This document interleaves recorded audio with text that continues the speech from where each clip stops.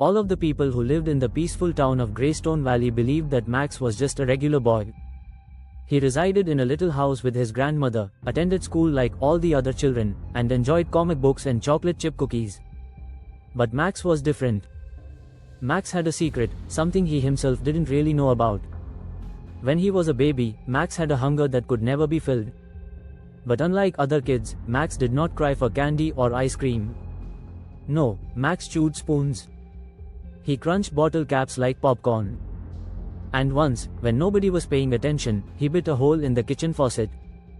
His grandmother figured at first it was just a strange phase. But when she spotted him munching on a rusty old bicycle frame, and swallowing it without so much as a scratch, she knew something was very strange about her grandson. By the time Max was 12, he knew the truth. He could eat anything. Not food, anything. Wood, plastic, glass, rubber, nails, bricks, even steel. Nothing harmed him.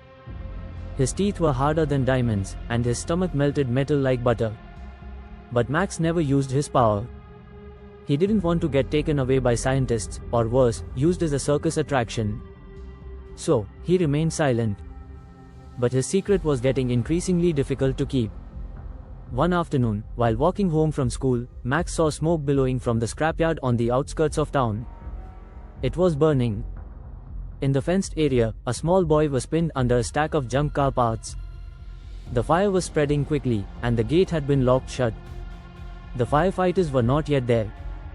Max didn't wait. He sprinted directly to the fence, bent the steel bars in his bare hands, and bit through the chain like it was licorice. He ran in, flames at his feet, and started chewing through the metal wreckage to rescue the boy. Sparks came, his clothes burning, but Max never stopped until the boy was safe. The town was in shock.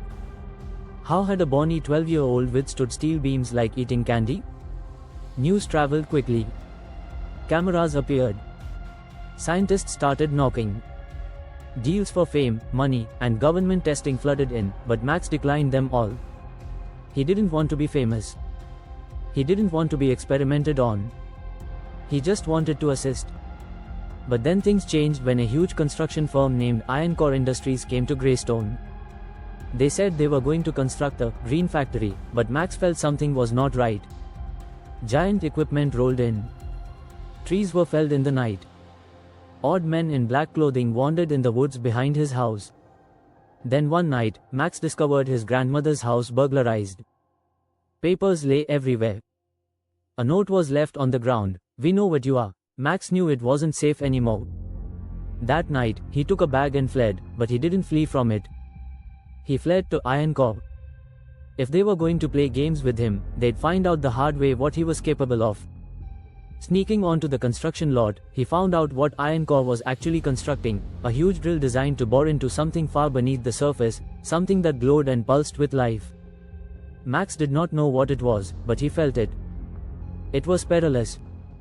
As the laborers ignited the drill, Max realized he had no time. He sprang upon the machine, chewing through steel gears and copper wire, entering the heart of the hideous drill. Sparks erupted. Alarms shrieked. But Max chewed and chewed until the whole contraption crashed in a steaming, mangled hunk of metal. The earth trembled, and the pulsating power source below disappeared, locked away once more. Iron Core ran out of town. Nobody ever learned what they were burying under Greystone, or how a kid halted it. Max went back to school the following week like he had always done. But people regarded him in a different manner. He wasn't a freak anymore. He was a hero. From that day forward, Max used his powers to protect, not just his town, but eventually the world. He stopped runaway trains by chewing through brakes. He dismantled rogue robots, devoured bombs, and even swallowed a collapsing bridge to save the cars on it. He became a legend. But Max never forgot the lesson his grandmother had taught him: just because you can eat everything, doesn't mean you should, and so Max remained humble. He still enjoyed cookies.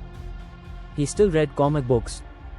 But when in danger, metal, fire, or machine, he met it with nothing but his teeth, his valor, and an appetite unlike any other. For Max wasn't just the boy who could eat anything. He was the one who could save it all.